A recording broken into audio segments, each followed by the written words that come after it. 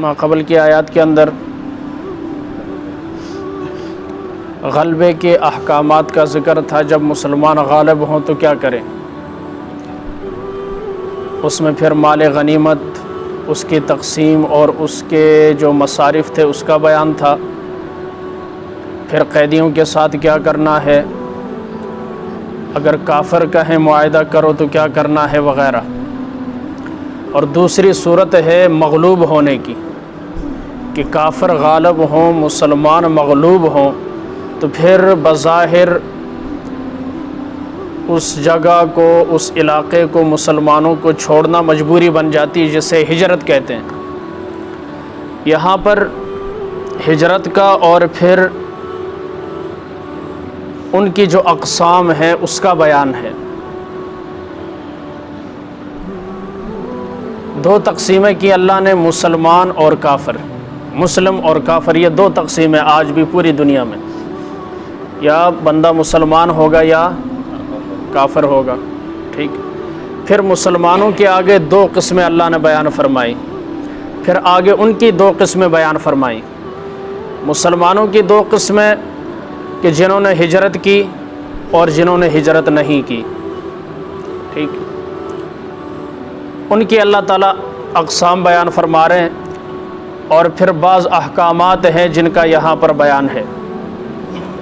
پہلے نمبر پر ان الذین آمنوا، جو لوگ ایمان لائے، وہاجروا، نمبر 2 ہجرت کی، اور نمبر 3 وجاہدوا باموالہم وانفسہم فی سبیل اللہ، مال اور جان سے اللہ کی راہ میں جہاد کیا، یہ پہلی قسم مہاجرین کی، مہاجرین اولین کی یہ صفات اللہ بیان فرما رہے۔ ایمان لائے، ایمان مجمل مفصل سارا اس کے اندر آ گیا، صدق دل کے ساتھ، اور پھر ہجرت بھی کی۔ اس وقت ہجرت ایمان کی نشانی تھی۔ جو مسلمان ہونے کے باوجود جس نے ہجرت نہیں کی تھی تو اس کا ایمان مشکوک سمجھا جاتا تھا۔ علامات ایمان میں سے ہجرت تھی، اور صرف ہجرت نہیں کی بلکہ جہاد کیا اللہ کے راستے میں، اپنے مالوں کے ساتھ، اپنے جانوں کے ساتھ، بدر میں، احد میں، خندق میں، غار ثور کے اندر، سب کچھ نبی پر لٹا دیا۔ ہجرت اس انداز سے کی، سب کچھ چھوڑ، مالدار صحابہ بالکل تنگ دست ہو کر رہ گئے جب ہجرت کی۔ اور پھر مال کیسا لٹایا نبی پر کہ دیواروں پر ہاتھ پھیر کر اگر سوئی بھی تھی تو وہ بھی لا کر نبی کے قدموں میں رکھ دی۔ اس انداز سے یہ اسلام ایسے نہیں پھیلا آج ہم مزے کر رہے ہیں۔ وہ چیزیں جو کل کے بادشاہوں کو میسر نہیں تھی وہ آج ہم میں سے عام مزدور اور ریڑھی والے کو میسر ہے۔ اس وقت بادشاہ کے لیے کیا، وہ مور کے پر ایسے ایسے کرتے تھے، اور آج ریڑھی والے نے بھی اپنے سامنے پنکھا لگایا ہوا ہے۔ وہ سہولیات جو اس وقت کے بادشاہوں کو میسر نہیں تھی وہ آج کے غریب سے غریب ترین مسلمان کو میسر ہے۔ پھر بھی کہندا ہے ٹائم کو نہیں ہوندا جی نماز پڑھنے واسطے، روزہ رکھ کے کم کون کرے۔ تو اللہ ایک ایک نعمت کے بارے میں پوچھے گا، کیا جواب ہے ہمارے پاس؟ آپ بتائیں۔ قیصر و کسریٰ کے بڑے بڑے بادشاہ جن کے تاجوں میں ہیرے اور موتی جڑے ہوئے ہوتے تھے، اللہ ارشاد فرمائیں گے ان کو تو پنکھا نصیب نہیں تھا، اور ریڑھی والے بتا تو ریڑھی پر پنکھا لگا کر بیٹھا کرتا تھا، جواب دے نماز کیوں نہیں سے پڑھی؟ اس سامنے مسجد تھی، نماز کیوں نہیں پڑھی؟ تیرے ساتھ مسجد تھی، نماز کیوں نہیں پڑھی؟ بازار میں مسجد نہیں مساجد تھی، نماز کیوں نہیں پڑھی؟ کیا جواب ہے؟ آپ بتائیں مجھے کیا جواب دیں؟ کوئی سوالات نہ خود سے بندہ کرے۔ تم گھر میں بیٹھے، اچھا چلو یہاں چھوٹا پنکھا تھا، مسجد میں اے سی لگا ہوا تھا، پانی لانے کے لیے پہاڑ پر نہیں جانا پڑتا تھا، نہ ہی کنویں سے جس طرح اس زمانے میں نکالتے تھے اپنا پانی کڈو تے آپی پیو تاپی وضو کرو تو نہ لو، نہ ٹوٹی ہلانے کی، اور بعض جو شہروں میں ان سے اللہ اور سوال کرے گا، سینسر لگے ہوئے تھے مسجد کی ٹوٹیوں میں، ہاتھ آگے کرتا تو پانی آتا، ہلانے کی بھی ضرورت نہیں تھی، کیوں نہیں نماز پڑھی؟ کیا جواب؟ 5 گھر والے افراد کماتے تھے، بیٹا بھی کماتا تھا، بیٹی کی بھی نوکری، بیوی کی بھی سرکاری نوکری، خود بھی کماتا تھا، بیٹا بھی دکان پر بیٹھتا تھا، زکوٰۃ کیوں نہیں دی؟ کیا جواب؟ تھوڑی سخت بات کرے کہتے بس جی گناہ گار ہیں، تو گناہ گاروں کے لیے سزائیں رکھی ہیں اللہ نے، صالحین کے لیے تو سزا نہیں ہے۔ سزا کن کے لیے جی؟ گناہ گاروں کے لیے۔ یہ جیل کنا واسطے؟ جرم کرنے والے واسطے۔ گناہ کیا ہے؟ جرم۔ گناہ گار ہیں تو پھر یہ سزا بھی ہے۔ گناہ گار کا یہ مطلب ہے کہ سب کچھ معاف ہے، معاف ہے، معاف ہے۔ ایک دفعہ ہوتا ہے، 2 دفعہ ہوتا ہے، 3 دفعہ ہوتا ہے۔ یہ کیا ساری سال گزر گئے مسجد کی طرف نہیں آئے، سال گزر گئے رمضان کے روزے نہیں رکھے، کئی سال گزر گئے زکوٰۃ نہیں دی، نسل در نسل سودی کاروبار چل رہا ہے، پھر گالیاں دیتے ان کو۔ اپنے پر تو غور کرنا۔ آج کا تاجر بعد میں اس کو گالی دے گا، پہلے اپنی تجارت پر غور کرے، میں کیسا ہوں؟ کیا میں کرپشن نہیں کرتا، بے ایمانی، دھوکہ، فراڈ نہیں کرتا، بدعہدی نہیں کرتا، مال بدل کر نہیں دیتا، سٹاک کر کے مارکیٹ میں جب چیز ختم ہو جائے تو پھر مہنگے داموں فروخت نہیں کرتا؟ ان بیچاروں کا کیا گلا ہے؟ نظام تو سارا نیچے خراب ہے، یہ نہیں چاہتا اوپر کوئی نیک آئے، اس لیے جو پکا شرابی، زانی اور پرلے درجے کا بے ایمان ہے اسے سلیکٹ کرتے ہیں، اسے ہم جا کر ووٹ دیتے۔ اللہ کی قسم اٹھا کر کہتا ہوں، کلام مجید سامنے، ریڑی والے سے بھی پوچھو، نہیں آکھے گا کوئی مولوی حکمران بنے، انہوں پتہ ہے اگلے دن میری گردن لینی، اسے پتہ ہے اگلے دن میرا ہاتھ کاٹا جائے گا، اسے پتہ ہے میں شاپر بدل کر نہیں دے سکوں گا، اسے پتہ ہے کہ کل جو کوئی اللہ رسول کی ماننے والا، داڑھی پگڑی والا آئے گا تو پھر میں اس طرح سے ٹینٹ لگا کر روزے نہیں کھاؤں گا، پتہ ہے نہیں دے گا ووٹ، کبھی بھی نہیں دے گا۔ پھر کہ اندر مولویاں کی کیتا، مولویاں کی کیتا، اندر سے دل وہ کتا نکلتا نہیں، بے ایمانی والا، تو مولوی کیا کرے وہاں پر؟ بولے جی، اور جماعت والے گھر تک جاتے ہیں کہ نہیں؟ اور پھر بھی بندہ نہ آئے تو مولویاں دی کی غلطی ہے دسو؟ یہ تبلیغی جماعت چلانے کا نظام بھی ایک مولوی نے شروع کیا تھا، درد دل اللہ نے پیدا کیا، اب پوری دنیا میں جاتے، تسی ٹرو جی اسی آئے، کوئی نہیں ہوتا۔ بتائیں ہماری غلطی ذرا۔ یہ وہ لوگ تھے جنہوں نے سب کچھ قربان کر دیا۔ ایک صحابی کا واقعہ اندازہ کریں، آپ حیران رہ جائیں۔ صحابی نے ہجرت کی ہے، گھر والی والدین کے پاس ہے، اب اسے پتہ چلا، اچھا سال کے بعد بلایا تو یہ بھی چلی گئی، لیکن راستے سے بھائیوں نے پکڑ لیا صحابی کی بیوی کو، بچہ بھی تھا، بچہ جو ہے وہ لڑکے والوں کی طرف سے جو رشتہ دار تھے وہ لے گئے کہ بچہ ساڈا ہے، ماں کو بھائی لے گئے، صحابی ادھر ہے مدینے میں، شوہر بیوی سے الگ، بچہ ماں باپ دونوں سے الگ۔ یہ تھا ہجرت کا وہ زمانہ۔ اب اس ماں پر کیا گزرتی ہوگی، اس باپ پر کیا گزرتی ہوگی، آپ اندازہ کریں۔ اس طرح سے یہ دین ہم تک پہنچا ہے۔ مجھ سے آپ کے اندر موجود ہے مہاجر حضرات، آپ ذرا نقشہ کھینچے، اپنے بڑوں سے پوچھیں نا ہجرت کے وقت کیا ہوا۔ یہ ایسے پھیلا ہے، آج ہم ان خوبصورت جگہوں میں بیٹھے ہوئے پھر بھی ناشکری ہے، پھر بھی شکر کا کوئی کلمہ منہ سے نہیں ہے، جب دیکھو دنیا میں لگے ہوئے۔ ہمارا کیا جواب ہوگا ان لوگوں کے سامنے جنہوں نے اپنی بیٹیوں کے گلے گھونٹے تاکہ ان کی کوئی بے عزتی نہ کرے؟ کیا جواب دیں گے ان؟ اور جنہوں نے پاکستان کی بنیادوں میں 6 لاکھ افراد، یہ محتاط اندازہ ورنہ اس سے زیادہ ہے، ماؤں بہنوں بیٹیوں کی عزتیں اس ملک کے بنیادوں کے اندر شامل ہے، انہیں میں اور آپ کیا جواب دیں گے کہ کتنا ہم نے اس ملک کو آگے بڑھانے کی کوشش، ہر ایک اسے کھا رہا ہے، نوچ رہا ہے، ریڑی والے سے لے کر اوپر بیٹھنے والے تھے۔ ہجرت کا فلسفہ سمجھے، ہجرت کیوں کی تھی؟ ہم نے اس لیے ہجرت کی تھی کہ اے سی والی مسجدوں میں بھی نماز نہ پڑھے، ہم نے اس لیے ہجرت کی تھی گھر کے پاس مسجد اور نماز پڑھنے نہ جائیں۔ ابھی جا کے رات کی خبر ہے، گجرات میں فسادات شروع ہوئے، مسلمانوں نے نقل مکانی شروع کر دی ہے اور مسلمانوں کے گھر گرائے، مسجد کو شہید کیا، آج رات کی بات۔ مسجد کو شہید کیا، سر عام 4 بندے ایک کو پکڑتے ہیں اور دوسرا سر پر ڈنڈا، اتنے موٹے ڈنڈے مار رہے ہیں۔ ان سے پوچھے کیا ہے ایسے کے نیچے نماز پڑھنا اور امن کسے کہتے ہیں؟ یہاں تو کوئی پوچھنے والا نہیں، اللہ کی قسم۔ ہجرت کیوں کی جاتی ہے؟ جب آپ کو کلمہ پڑھنے پر بھی پابندی ہو۔ پابندی تھی نا، جو کلمہ پڑھتا مارتے تھے کہ نہیں؟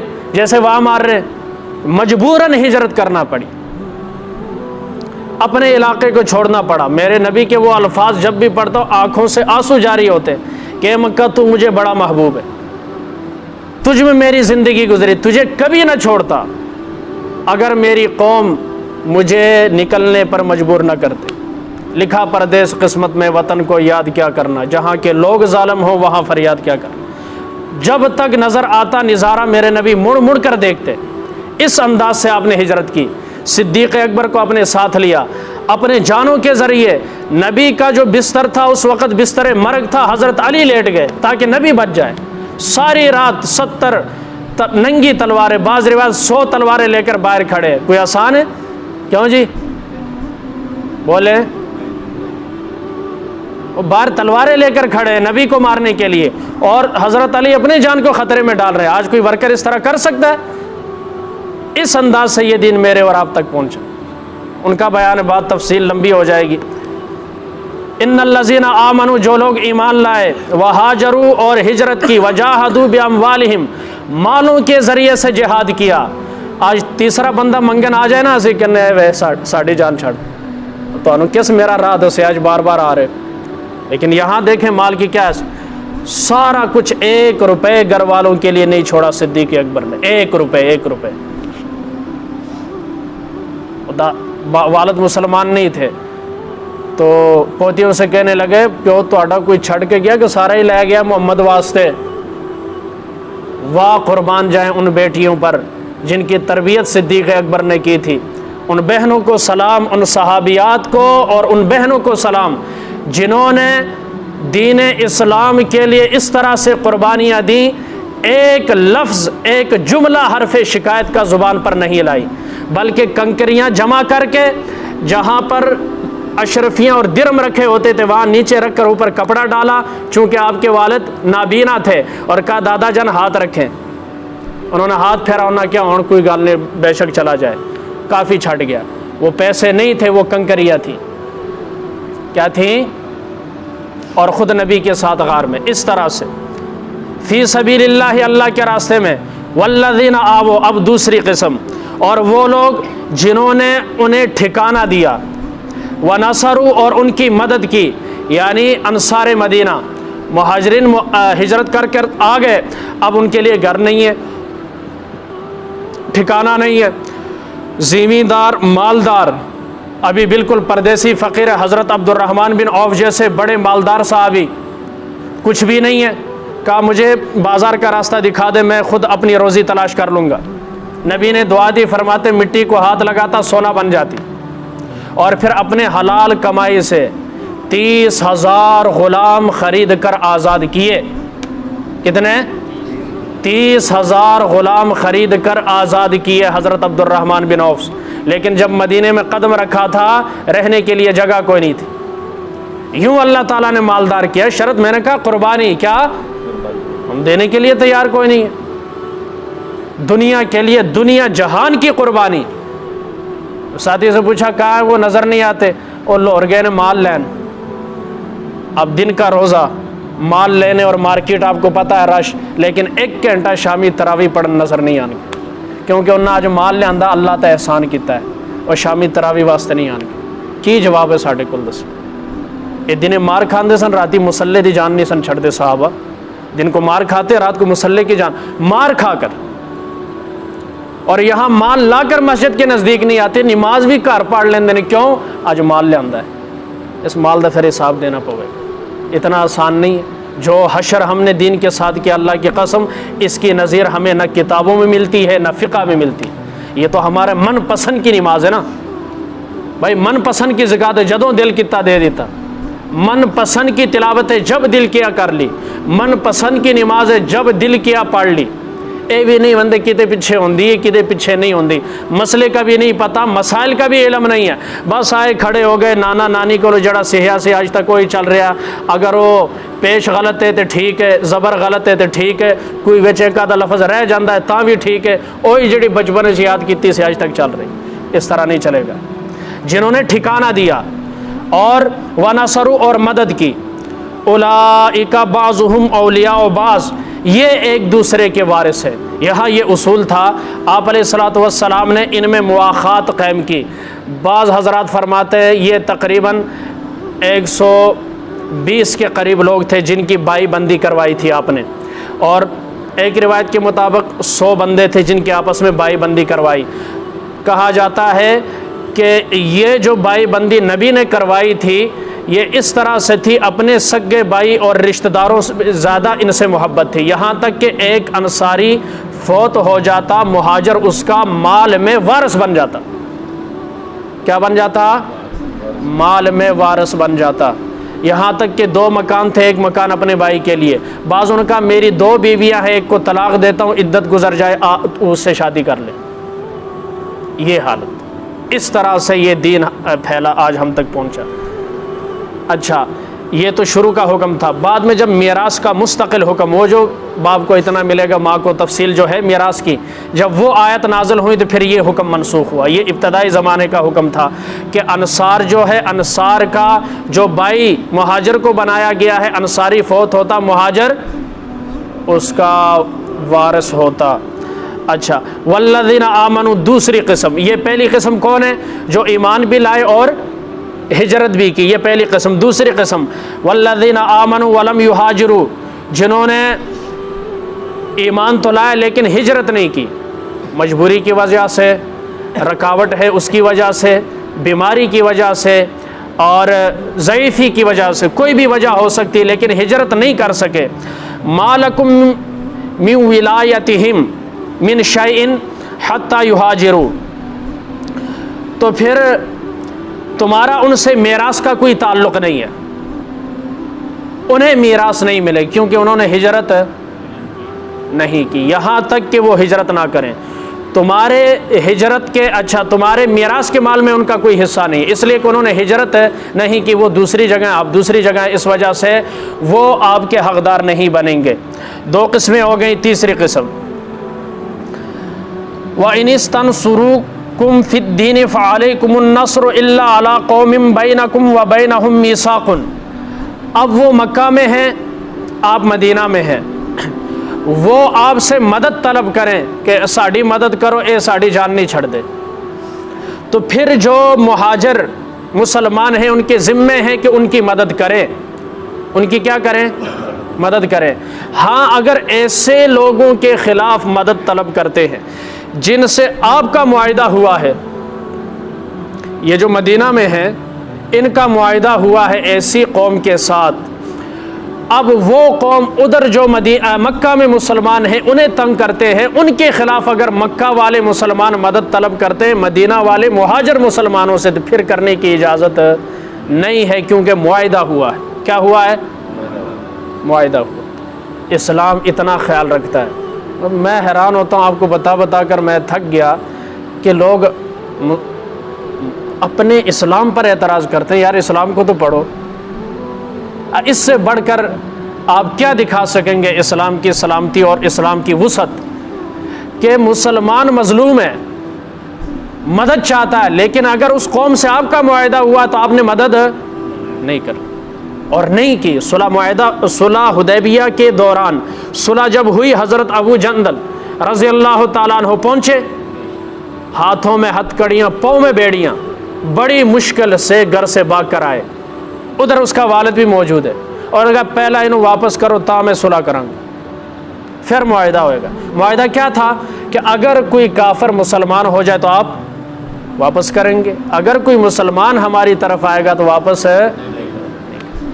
اب کیا کرے؟ حضرت عمر جیسے جب پہلے ہی تڑپ رہے، حضرت عمر، حضرت ابو بکر، 1400 صحابہ کو عمرہ کرن نہیں دیتا۔ سنیں ذرا کیفیت، منظر کشی کر رہا ہوں، اپنے آپ کو وہاں لے جائیں۔ عمرہ کرنے نہیں دیا، غصہ ہے، محمد لکھنے نہیں دیا، رسول اللہ لکھنے مٹا دیا، غصہ ہے کہ نہیں؟ صحابہ کو. اچھا باوجود 1400 صحابہ کے نبی نے اجازت نہیں دی, دب کر صلح کر رہے ہیں. اچھا شرائط کتنی سخت ہے کہ تمہارا بندہ آ جائے تو ہم واپس نہیں کریں گے, ہمارا آ جائے تو آپ نے کیا کرنا ہے, واپس کا. اتنے میں صحابی پہنچ گیا ہے تو مسلمان, یار کیا عالم ہوگا جذبات کا آپ اندازہ کریں.